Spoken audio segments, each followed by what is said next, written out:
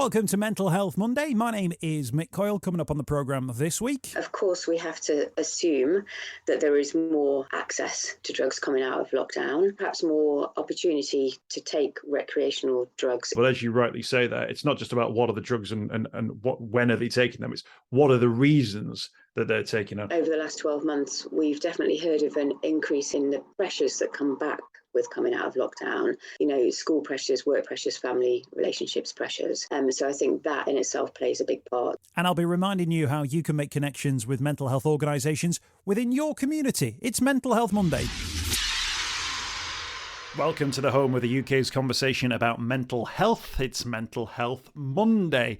It strikes me that in recent weeks, and sometimes this happens with just the agenda, that we're talking a lot about particular subjects, and we've been talking the last couple of weeks about young people. Just so happens that young people are the focus of part of the conversation today. It's not particularly an agenda that I have. It's, I think, maybe to do with the fact that with kids going back into school, people start to assess where kids are at. So sort of September and October time throws up these sorts of conversations.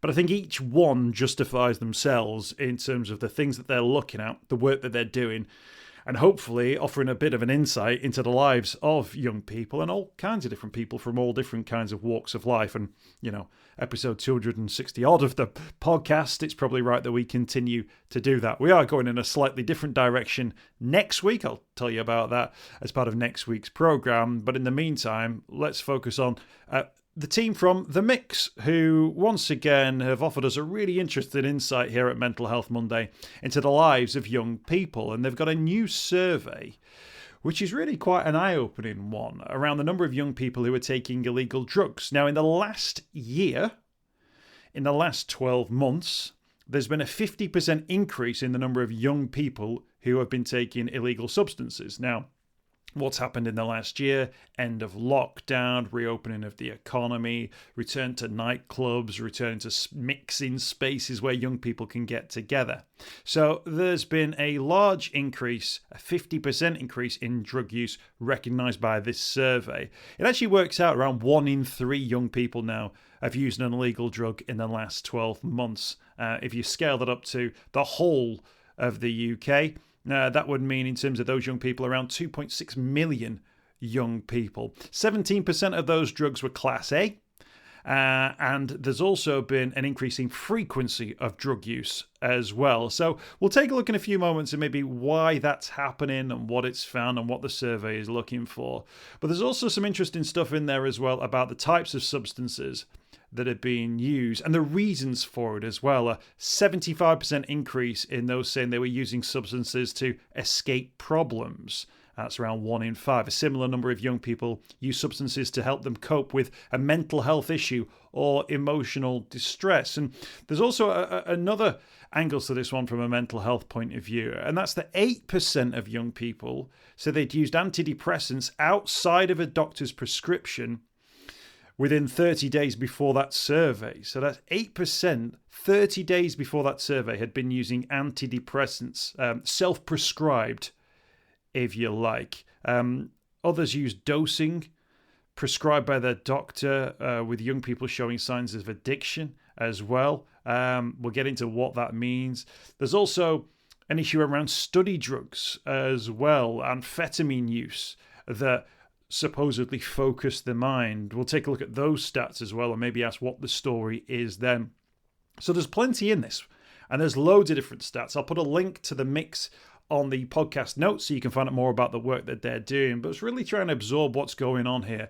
We've got Zoe Bailie on the programme this week from The Mix, really great talker, and has been looking at the results of this survey and kind of asking the question, well, what did we hope to achieve from finding it? And now we've got those stats, what can we do with them? We have been working with young people, under 25-year-olds at The Mix for a very, very long time, and have a huge amount of insights from them, not just things that they tell us, and things that they talk about within our services, but also all of our data that we've been able to kind of look at and analyse over, sort of 20-year period, really, and looking at movements in drug use, in how young people talk about it, and what their thoughts are around it, their attitudes towards it, how they access it, and kind of what next? How can we be a better support service and better amplify those voices that we're hearing about drug use for young people? So we set about last year, and the same time last year, on sort of benchmarking where young people's attitudes were towards drug use, how they were using them, were they using them, and actually trying to get some really accurate insights into that from a survey of 2,000 young people.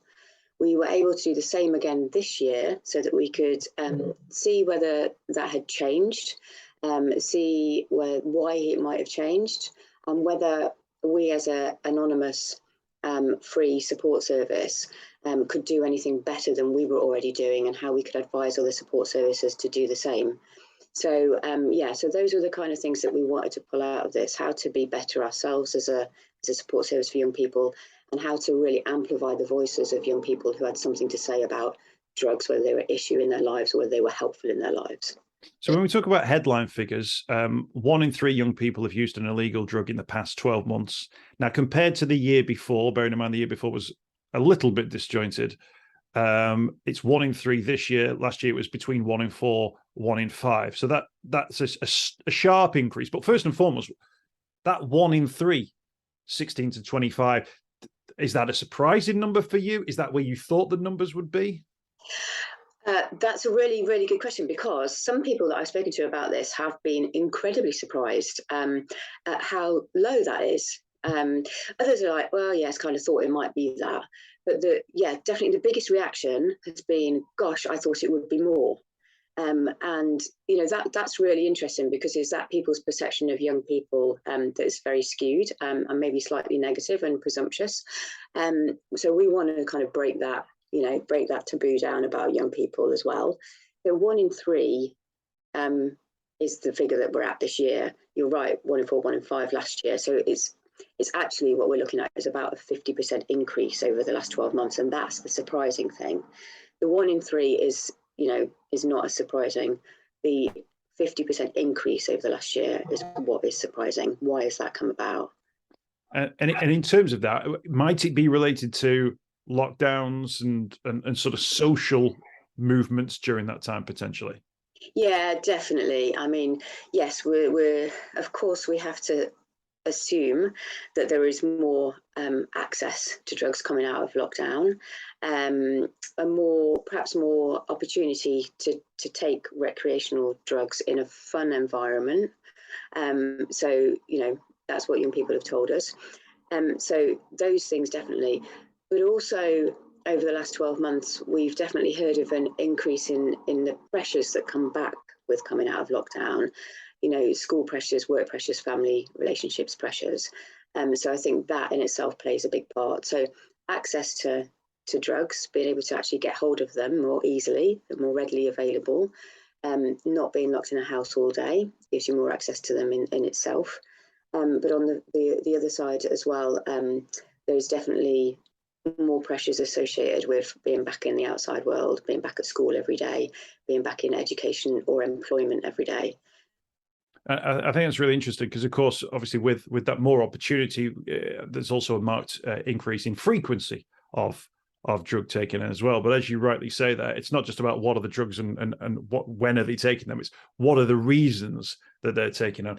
75% increase in using substances to escape problems. And actually, this is one of these themes that's come back even in the last few weeks, Zoe, on the podcast, whereby we're hearing more and more that young people are unhappy with their lives or aspects of their lives, unhappy with school. 1 in 8, I think, was the stat that we had on last week's program. 1 in 16 unhappy with their lives overall. And actually now evidence that, of those drug users, 3 out of 4 are trying to escape their problems. Yeah, they are. 3 out of 4 are trying to escape their problems that have used drugs in the last 12 months. Of course, the 1 in 4, 1/4, are taking them for completely other reasons. So that's not to be overlooked as well. But because we've got the reasons for using substances. Number 1 there is to have fun. Actually, that's what we were told. To relax, to have new experiences. And actually, maybe that's something coming out of lockdown as well. Difficult to have new experiences when you're when you're in lockdown, isn't it? Except for those that you might have online, I suppose. So in the real world, taking drugs actually forms a big part of that. And so new experiences are a really big deal.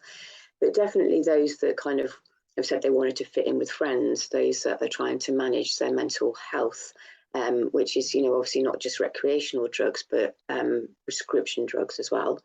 So there's a real mixture of reasons. The one that, what we're particularly interested in is helping young people understand why they might be a go-to for those things. Why might illegal substances and drugs be a go-to to have fun? Why might prescription and legal drugs be a go-to for their mental health?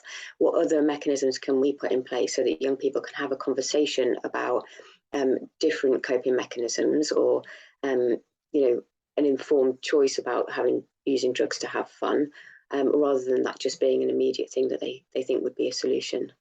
Yeah, I mean, so some people might look at the survey findings and see, 17% of young people are using a Class A drug. I'd be horrified because Class A drugs are the really bad ones, as we're told. But of course, young people, I guess, aren't necessarily, they're not picking them off a shelf and going Class A, Class B, Class C. They're looking at various different sort of opportunities, what's available, and the reasons that they want to do things as well.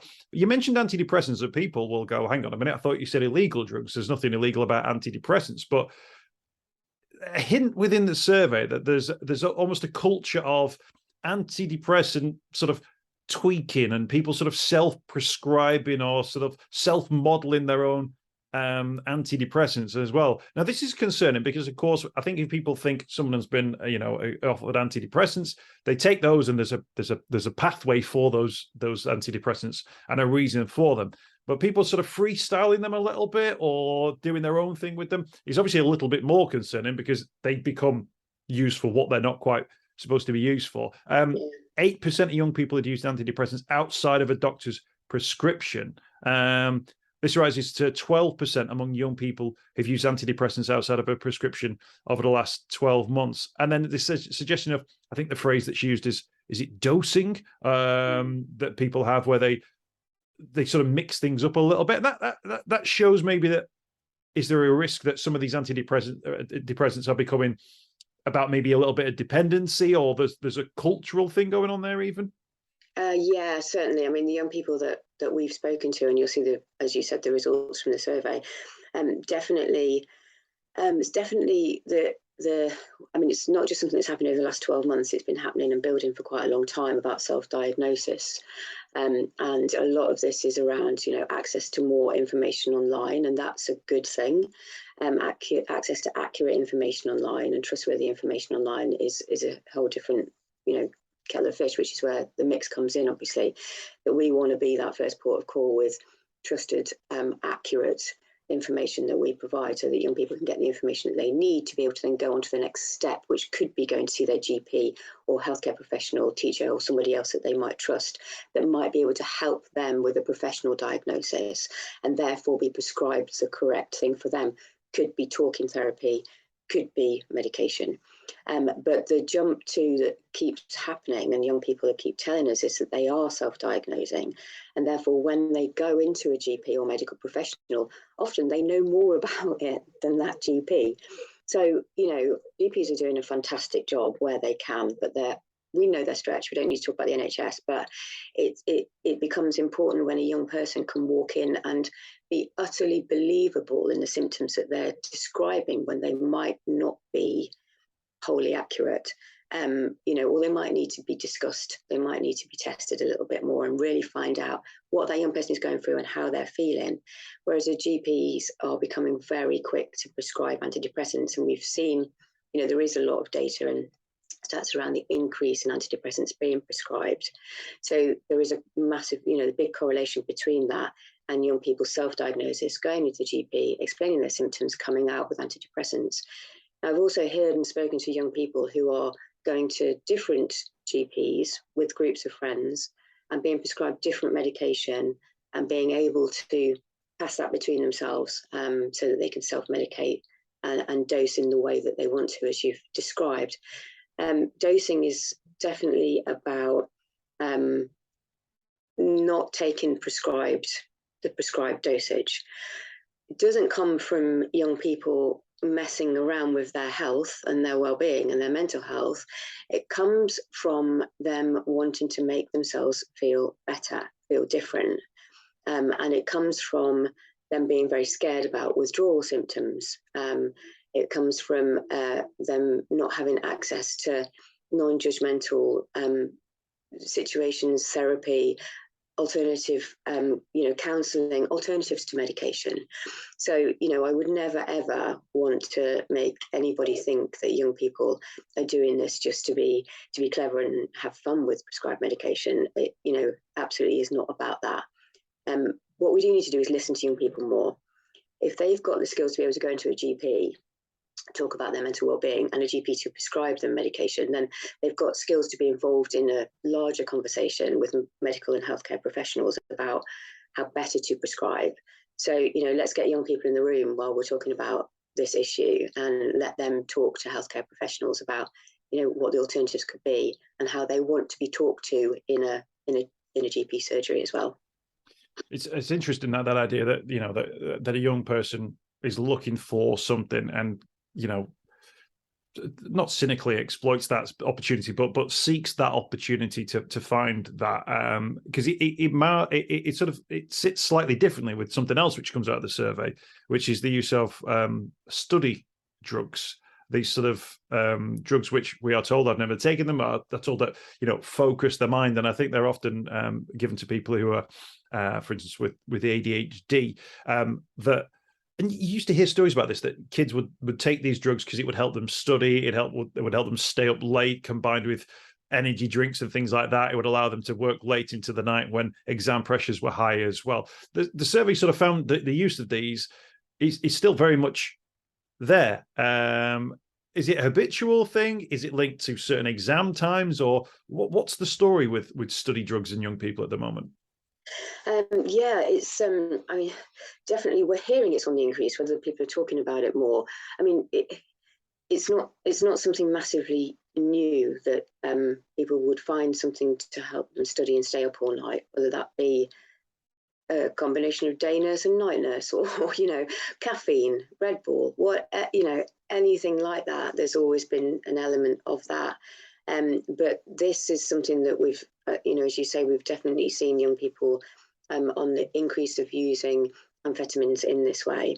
You mentioned drugs that are used for ADHD, such as Ritalin. That is being prescribed more. Again, prescription issue here, but that's being prescribed more. But you can also readily buy that in the same way that you can buy, any drugs online.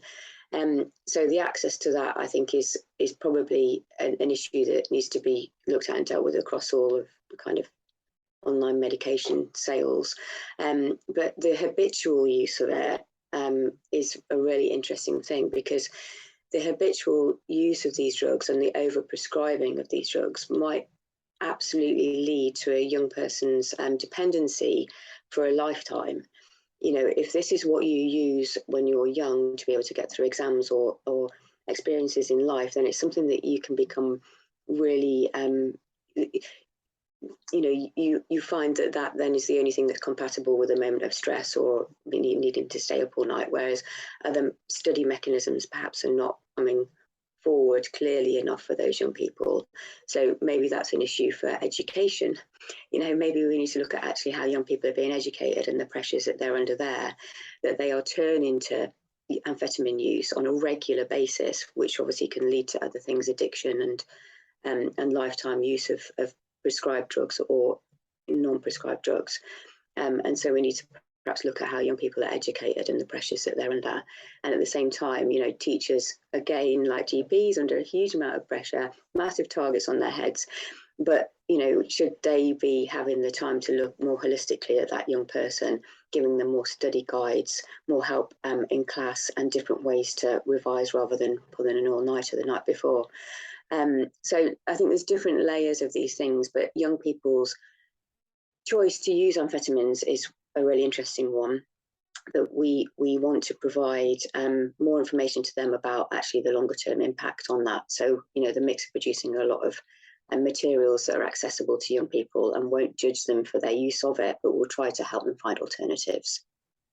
We'll come on to sort of the support networks that are out there and how organisations like the Mix can get involved.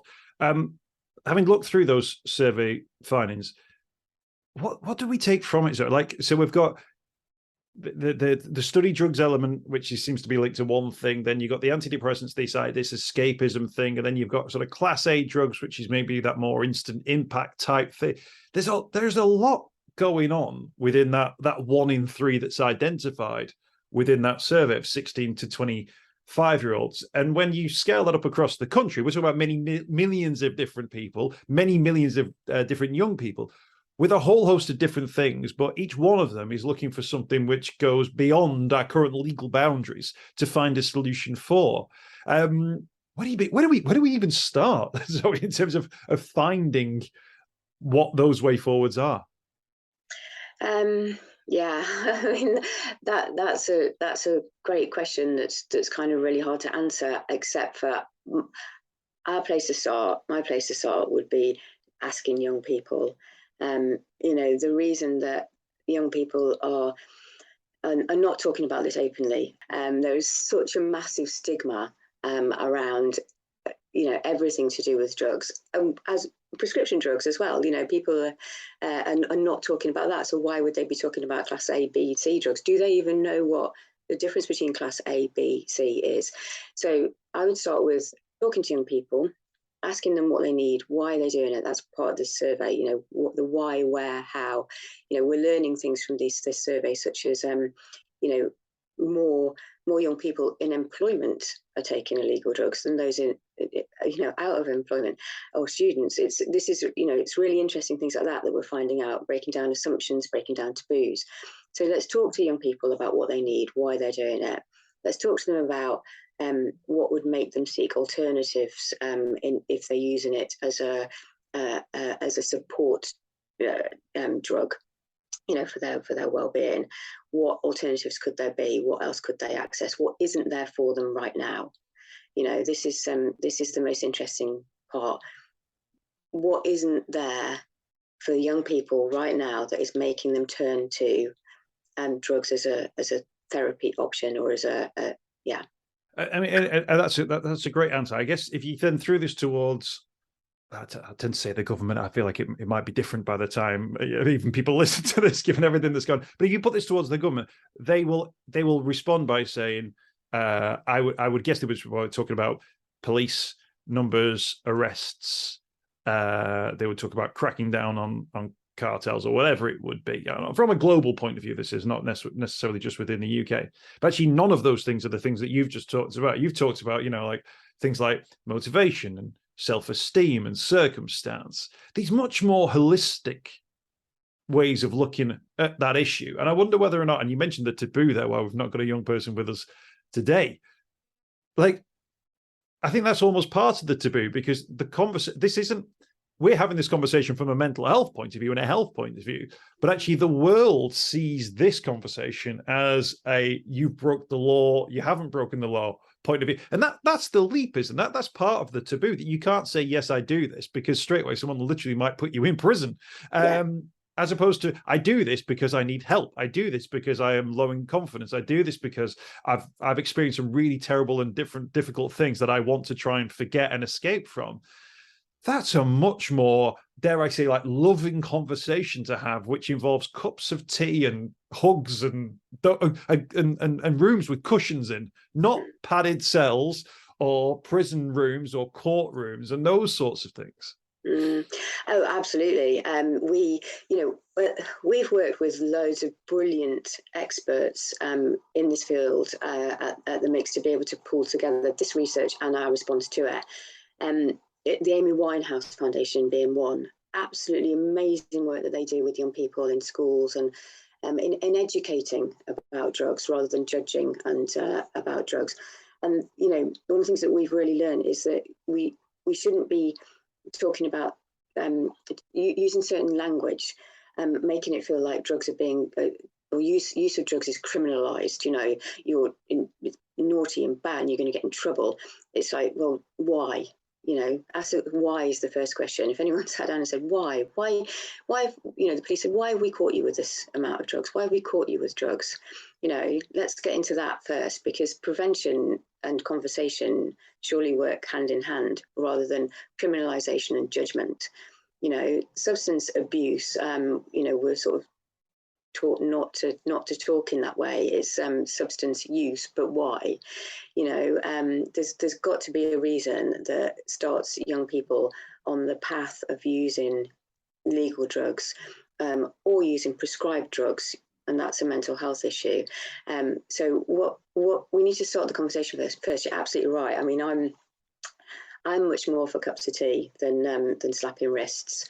I do understand why there has to be a balance, but I don't understand why there has to be negative language and stigma and taboo, because everybody will shut down and nobody will talk about it. And we've got quite different results in our survey than the NHS would get or government would get, because we're trusted in a different way and it's anonymous. And the sort of questions that we ask and the response to it is supportive and non-judgmental. Whereas, everybody else is very scared that if they say anything about misuse of drugs or using drugs for a certain reason, they're going to get into trouble. Let's look at the why instead of the sort of punishment.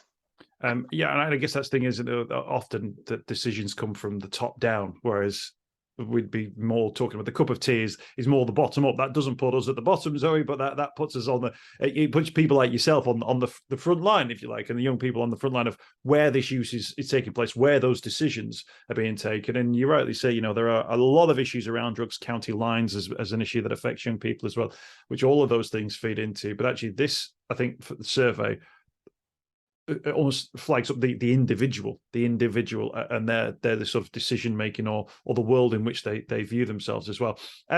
What do you do with these stats now, Zoe? We talk about the sort of the signposting to it as well. You now know that if you do speak to young people as part of the mix, that at least 1 in 3 will respond or will have the experience to respond to this in terms of illegal drug use. So what do you do, and what are you able to offer? Yeah, thanks for asking that, actually, because the team at the Mix are absolutely incredible. They are amazing. We're a completely holistic support service. We don't just deal with drugs. We deal with every issue for a young person, which actually means that we're pretty well placed to have this conversation, because we're looking around, as I hope that's coming across, we're looking around the whole young person. Why is this coming up and what do you want us to do about it? So the first thing we have done is say, we've got these results from your survey, young people. What is it you would like us to provide in terms of extra and additional and new support? So honest conversations, helping people understand what drugs are, what classifications they are, what are the legal aspects around it, what will they get in trouble for and how much trouble, but also just the general more well-being side of things. People are using drugs because they can't access support services. So, okay, let's highlight where our support services are and how we can signpost to others. Let's talk to lots of different organisations about their experiences and what services they're providing. Make sure that we can partner with them and signpost to them. We're putting things on our Instagram. Absolutely fantastic kind of guides that we launched yesterday, which is about how to look after somebody if they're not having a great time. It's called the Drugs First Aid Kit. And it's just very practical, very resourceful, very non-judgmental. And, we want young people to look after each other if they're not having a great time. They're usually with friends. What can your friend do about it to help you if things aren't going as you expected whilst having an experience on drugs? We want to put those things in place. So it's conversations and it's practical things as well. We've got a great team on the services in our chat rooms, in our community. And then we've got our counselling service as well, where lots of people are absolutely brilliant in how to talk to young people about the things that they can put in place if they're having trouble with studying, if they're having trouble with relationships, if they're thinking that drugs are the thing that they can fall back on. So lots of different experiences that they can have with the Mix, and the content that we're providing is a lot of it from young people. So very much that kind of peer-to-peer conversation, which means that it's more authentic. It means that it's young people talking about their experiences. Again, we've had real challenges getting young people to talk about it, even to us, but we've been able to do that by giving them anonymity. So it's a lot about sharing and a lot about making sure that we're the resource in the UK that young people can come to talk about anything and know that they're going to be safe and going to be signposted onto the next support service if they need to be. Yeah, I think that's credit to you and the team for sort of creating that environment. I think finally, just to wrap up, so I think there's almost a sense sometimes that when we talk about young people and use of drugs, substances, there's almost a sense of there's a carefree nature to it, that young people are doing this and they don't care because they're young. But I wonder whether or not actually there may also be young people there who are feeling under incredible pressure and feeling like the only way that they can study is that they can take some of the substances that we've mentioned, or the only way they can escape maybe memories of things that have happened to them in difficult times is to start dosing up with antidepressants, or the only way that they feel they can have a good time is to get involved in a class A substance or whatever it would be. That maybe people feel that that comes with a carefree attitude. I imagine there's quite a lot of young people probably thinking, okay, when I first did this it felt all right, but maybe I'm leaning on it a little bit more now, or maybe I'm getting a little bit too old to this. And I just wonder whether or not that actually might be a focus, that there will also be young people who are going, I need to move away from this myself. Yeah, definitely. I think dependency is a difficult thing for people to admit as well. But to your point about whether people assume that young people are very free and easy and taking their drugs without a care in the world. I think our data and insights from this survey proves absolutely the opposite, in that so many are taking it because they have worries. Now, does that sound like the sort of young person that's just out on a Saturday night living it up? No, that a lot of it. There's a lot of other issues underneath that, and we have to get down to what those issues are. To be able to tackle the issue of using drugs as a support mechanism. So it's far deeper. We're not going to overnight stop people from using drugs, and should we? Definitely not prescription drugs. So we need to rethink what drugs mean to us and our lifestyles, and to young people and what they're using them for. Many of them are not out in nightclubs every week. They can't afford it.